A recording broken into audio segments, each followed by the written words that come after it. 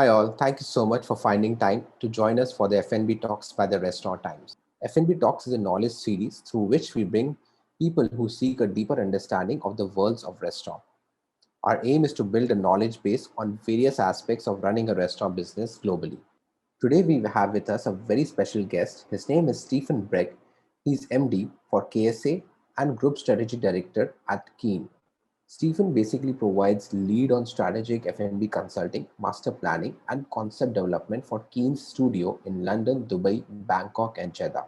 He was previously F&B Senior Director at Marriott for the Middle East and Africa and was the founder and CEO of Tribe, with extensive work of experience on working on malls such as Malls of Emirates and the Yas Mall. Stephen has over 300 F&B concepts to his name and brought brands such as Buddha Bar, Hakkasan, Pierre Gagnaire, and Embassy to the Middle East. He's a regular speaker on industry trends and visiting professor at the Emirates Academy and was recently voted number 4 in the Middle East on the Power list by Hotelier Magazine.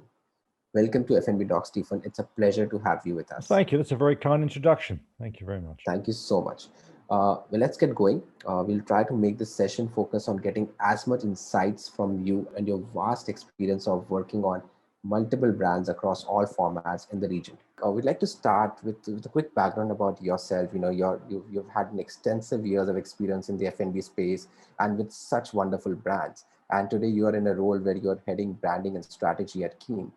Give us a view of how did you transition over these years from working across one of the finest brands to now be coming onto the consulting side of the business. Right, an unconventional entry into the business. I am, of course, a biochemist, obviously not a very good biochemist, and I guess famously from my first job with KFC, very proud of KFC, very proud of the years I spent there. I like to think I played a large part in inventing and creating the chicken nugget. Now, the chicken nugget was created in the mid to late 80s in Louisville, Kentucky. I swear I was one of the 2 people that worked on it.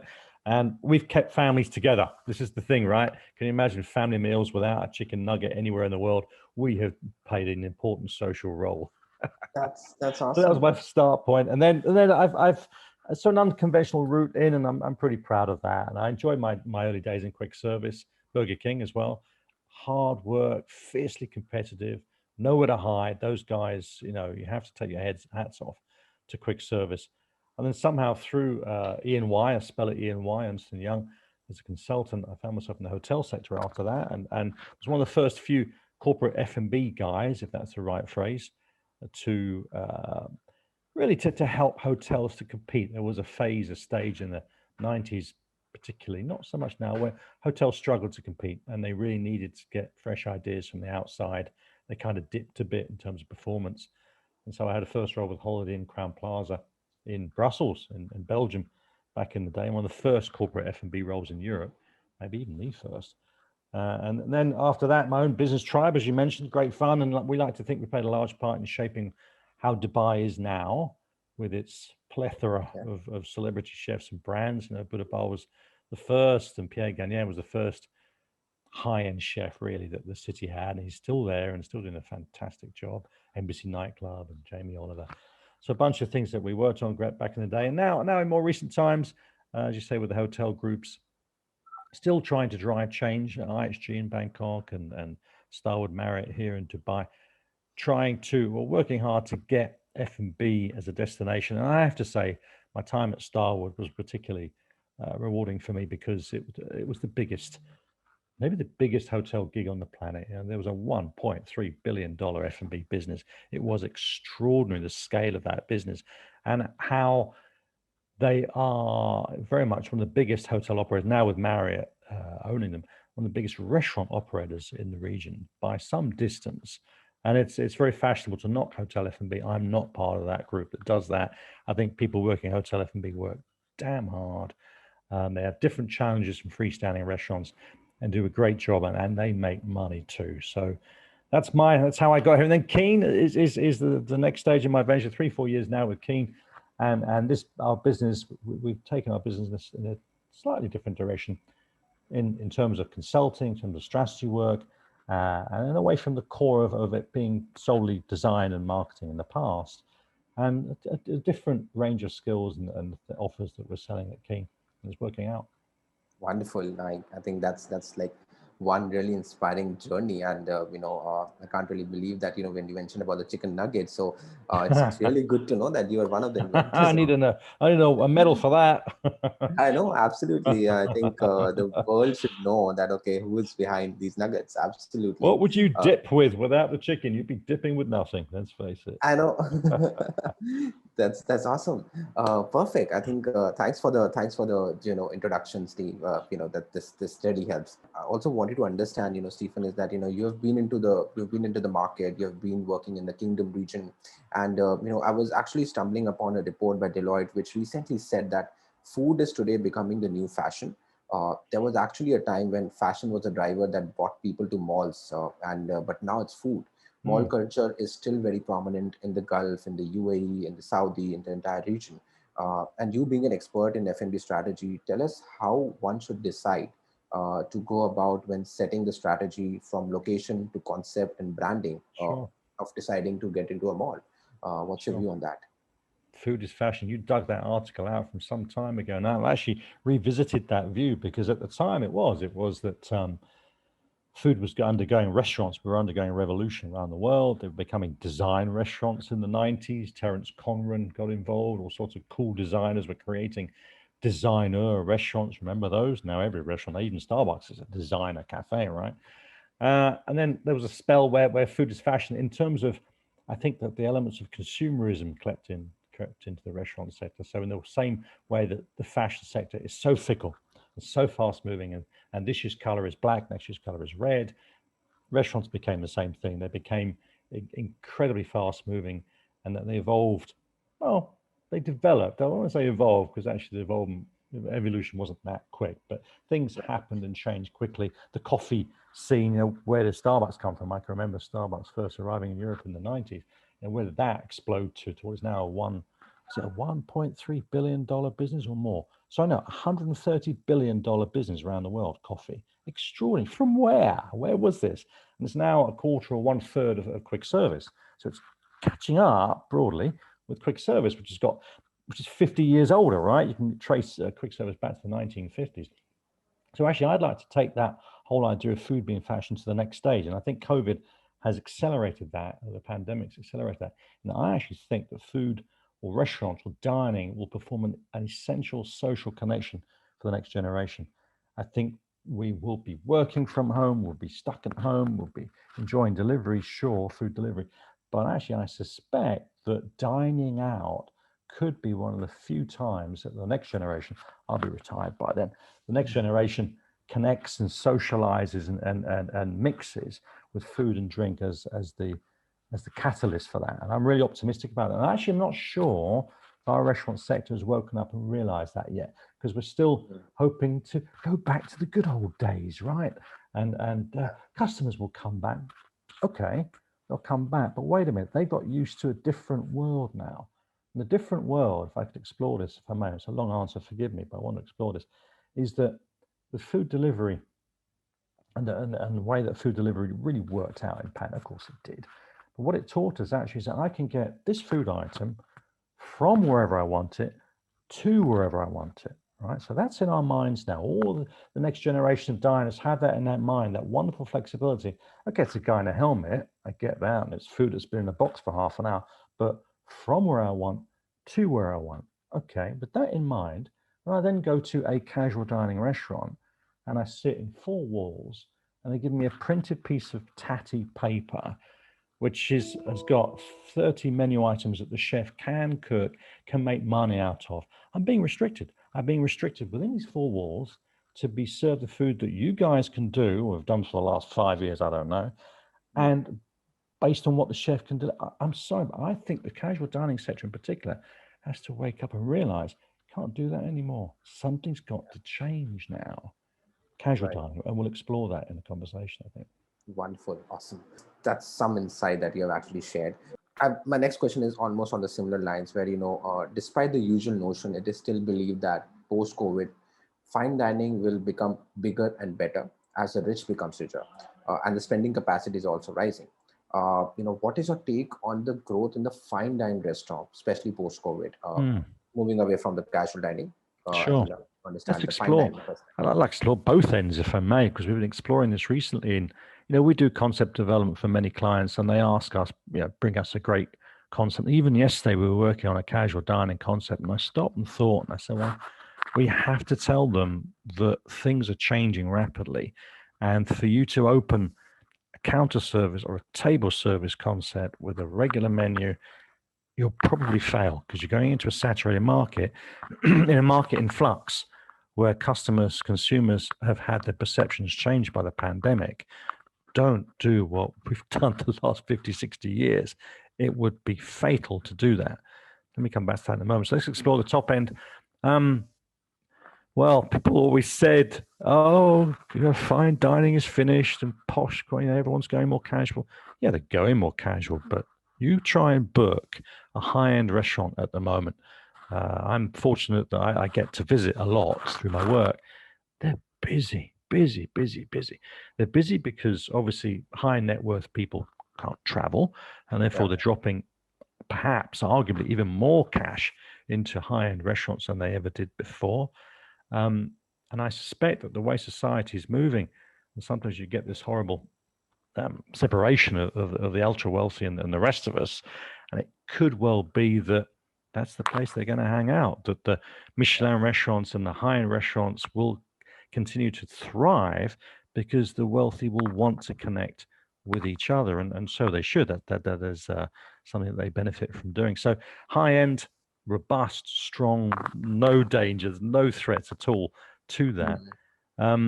Some elements of the next generation not really understanding the whole Michelin thing, not really understanding that it's a guy, it's invariably a European guy, not really quite grasping that. And I think that high-end restaurants have to address that. Then, if I may, can I look at the other end of the spectrum? So quick service. Quick service is in great shape, buoyed, of course, by delivery. But also what they've done is they've embraced technology. And casual dining has to have a long, hard look at themselves, because what has happened in quick service is, and no one's quite noticed it, but it's sneaked up on us. But McDonald's now, it's all touch screen. Every market, I went to Georgia last week. Every market's touch screen. And what that means is that suddenly that clumsy face-to-face interaction where I'm a native English speaker, they're not going to be, and they can't understand my English accent, which is marvelous. And there's that clumsiness, there's the lack of upselling, the errors in the orders, the length of time, the lack of value added from that face-to-face interaction. We have to be honest about that. Replaced by touchscreen. Even the touchscreen upsells to you with face recognition in the future. It will remember you from last time, and it will say, hey, you had this last time. Why didn't you have that with this time? So that's coming very rapidly. And what touchscreen means that back in the day, we had a bank of 6 or 8 cash registers, right? In KFC, Burger King, McDonald's. Now it's replaced by 2 or 3. And then the collection points. And it's an impressive thing to do, to take the technology to re-engineer the transaction of order placement. So now all I am doing is collecting. And I've got to believe actually people are more satisfied with that service mode than they were with the language barriers, the lack of interaction, the absence of upselling before. And it's a tough reality for the quick service guys to realize that they've actually, I think, improved their service experience frighteningly by automating it. And it's a harsh reality, but I think it's a harsh reality that casual dining has to face. That I wish I could say differently, but generally the experience in this part of the world, in most of the world, is that the server doesn't add significant value to the experience anymore. And it's a horrible thing for me to say that, and I hope my clients aren't angry with me saying it, but something has to give, something has to change. Absolutely. No, I think that's actually an eye-opener, and I think we can clearly see some of the trends that you mentioned. And I can completely relate to the point that, how these bigger shifts are actually changing the F&B industry. I think, we also came across this very interesting report by Keane, which suggested that more than half of Saudi nationals are likely to invest in a cafe. Now, how do you look at the investment pattern in the kingdom, particularly in the F&B sector? You gave me a good overview of how the consumer trend is going to change, especially in the affluent class and the rich class. But they are also the ones who are investing into the F&B business. So, what kind of investment patterns are you looking in the kingdom? The Kingdom of Saudi Arabia is a fascinating place, and so I can perhaps talk about that first, which is probably the most, for me, the most stimulating market on the planet. It's going through rapid growth in terms of the sector growth, plans for tourism that blow your mind, and of course the liberalization that they're going through there, and people have to realize, where they come from and where they're going to, and support them and realize that it won't be an easy journey for them necessarily, right? And the Saudis are wonderful people. The contact I've had in the last 10, 15 years, they're incredibly hospitable, incredibly generous. I even met, again, Georgia recently, a Saudi gentleman, and he's become instantly a friend, messaged me today. And the guy, they're incredibly warm and welcoming people. So actually they have a real opportunity there. So when we ran the data, what surprised us was we asked a bunch of questions about dining out and healthy eating and coffee. And there was a few surprises in there, but the one that really stood out was the level of entrepreneurialism. Saudis, I guess, along with Kuwaitis, have a reputation for really being the entrepreneurs in this region, the GCC. And we asked the question, would you invest in F&B? Is F&B something that you would invest in the next, I think it was 2-3 years, we said. Something like 56% people said yes. That's a massive number. Not 5%, wow, which you might get in my hometown in London or other ethnicities. 56%. And that was so encouraging. We were blown away by that. But one thing I will say, and a message to our Saudi friends, is the rest of the GCC, who perhaps the revolution in F&B started before it has happened in Saudi, generally local investment by GCC nationals has been in the coffee or juice or frozen yogurt. Remember frozen yogurt sectors that doesn't tend to be in the mid and high or mid and high end. And I'd like to see Saudis embrace that. We get a lot of briefs to develop coffee concepts and casual dining concepts. So guys, take a step up. Go try it. It's higher risk. I get that's higher investment, but the whole thing where you're investing in yet another coffee shop with premium cafe and fabulous design, good, but there's a lot of investment in coffee in Saudi in particular. A lot of locals are choosing that, which is great, and it will be rewarding for them, I'm sure. But I won't say saturated, but there's a lot of people going into that. So I'm wondering whether they take a step up, go into casual, premium casual, or even high-end dining, because actually that's what's missing in the market, particularly premium casual and high-end are sectors that are underrepresented in Saudi for obvious reasons. In the rest of the GCC, they tended to develop with alcohol. So that hasn't happened in Saudi. So why coffee, guys? I know it's cool, and it's yet another, cool handmade coffee concept with fabulous design, but there's a lot of young Saudis doing that. Take a step up, guys, because you're entrepreneurial, you've got such passion for the industry. Just like to see more of that, I think. Correct. And my next question actually is around the culture of entrepreneurship. That's something that we have been seeing is emerging very strongly in the Middle East, especially in the last 2-4 years. And as an industry veteran, what would be your message to young entrepreneurs entering the F&B business in the Saudi? Because you work with so many brands, and I'm sure you work with so many young entrepreneurs who are setting up new concepts. What would be your direction that you would want to give to them? Both in Saudis and other GCC nationals and anyone else dialing in, it's stop and think. Be careful not to use too much gut feeling. Try and get data. Try and get some information. Don't go on a hunch. I mean, it's a beautiful thing. It's a very romantic thing to go on a hunch. But for instance, so many times in the hotel sector, I'd heard the notion, there are no Indian restaurants in the area, therefore we should do an Indian restaurant. So, well, guys, there may be a reason why there's no Indian restaurants in the area. There's no Indian restaurants in the mall, therefore we should do an Indian restaurant. It's not enough of a foundation to invest $1 million. It really isn't. So stop and think, try and get data, try and get advice. If you can't afford consultants like us, just talk to lots of other people and get a feel. Be prepared to rip up your ideas and start again. Be open-minded. Don't be too channeled in your thinking. I mean, there's another wonderful romanticism about being focused, and this is the one thing I want to do. Yes, but it's not like that. What you're about to do, and the restaurant said, is try and understand how people are going to behave. Yeah. So if I'm trying to understand how people behave, I have to listen to them. I can't have a single focused vision. I have to listen and learn and constantly change my view, or I'll be out of touch. Absolutely. I think that's really some food for thought for actually entrepreneurs who are planning to get into the business. I think what we'd like to come towards, I think we're almost there towards the end of the discussion, but one important aspect that I wanted to understand from you is your take on technology.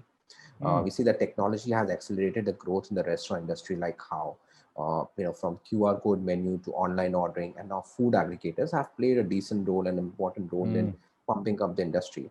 What are the big shifts that you think technology is going to bring in the coming years in the region? Right. I was fortunate to spend a few years with EY back in the day, and EY, my early days, helped shape sometimes the way that I think, which is a good thing in a way, probably more than my school or university education did. And I think if Bain or EY or PwC had a look at the restaurant sector, and in terms of its how it's embraced technology, the report would be poor. It would say, you know what, guys, back in the 15 years ago was when, maybe 10, 15 years, when tablets first arrived. Tablets. The first time I saw an iPad in a restaurant, and then we all said, oh, that's going to take a. It never happened. It never happened. We still have tatty printed menus with no pictures on them. I've seen 4-year-olds pick up a menu and tap on an image, hoping something would happen. And they look at their parents like, what is this? If you take me to a museum with food in. And I think that Bain, a fancy consulting firm, would say to the restaurant sector, wake up, sort out technology, because you're completely ignoring it. You're ignoring it in terms of the way you communicate with the customers. A little bit of social media, better, well done, but you didn't drive that. You're ignoring it in terms of revenue management, in that you've given that to Entertainer and all these other coupon companies, Groupon. You're not even controlling that anymore. You're ignoring it in terms of order placement. So you've got this face-to-face with someone writing something down. I mean, what are we doing, guys? It's mad. And then half an hour later, you hope they bring back what you asked for, because that interaction didn't go particularly well, And then they bring you something, and then sometimes they say, how was your meal? But we don't know. And ongoing, there's no technology in terms of, or limited technology in producing the food, limited technology in terms of managing the waste and the sustainability of the items, or the portioning. The industry has to embrace technology. And you're right, the aggregators, easy. I mean, it was so easy for the delivery guys to do that. Embarrassing. And the quick service guys now with the screen ordering. High end doesn't necessarily have to do it, but they can do it and can enhance the experience by doing it. But the mid sector, the casual dining sector, has to take a long, hard look at every element of the interaction experience and consider technology. Correct. Otherwise, instead of going to a pizza meal tonight, I'll take a tablet that replicates the sentiment, the feeling. It's called the nootropics, I think it's called. I'll just take a tablet, stay home and watch football, and that'll be my pizza tablet, because that's where we're going. So unless casual dining can match that experience of the tablet or of a guy with a helmet bringing me my pizza, they have to step up. And I know it's tough for casual dining guys to listen to this and say, well, we've had some great, the market boomed here in casual dining, but they have to step up now. Right. Great. Awesome. I think that was a very, very interesting conversation. I think we kind of got a great view of, your journey, your take on the industry, your opinion on technology, from casual dining to fine dining to to the mid-segment business. I think anything else, Stephen, that you think you want to add to this conversation, which you think we could still communicate to the. Of course, I think one of the problems with people listening in is that if they listen to a futurist, if you like, let me flatter myself by calling myself that, talk about F&B, that they'll say, well, they'll be disappointed by what they hear and they'll take it wrongly. But I know it's a sector where people work so hard. They work long hours and not for great pay. What I want is for us to make their life so much easier and to enhance the customer experience by just stopping and thinking about how we can make things better. And I think that's better for everyone. And so I want to recognize all the hard work that's going on. At the same time, say, maybe we need to take a long, hard look at this and start really re-engineering our industry. How cool would that be? Awesome. Absolutely. That I think that's a great, perfect conclusion to the conversation. Pleasure. Wonderful. Thank you so much, Stephen, for Thank being you. with us. It was Thank a you for your wonderful time. conversation. We'd love to revisit sometime and maybe do a part two of this in the coming months. But I think this has been great, and really enjoyed the conversation with you. Excellent. Thank you. Appreciate you Take care, inviting me. Stephen. Yeah. Thanks a lot.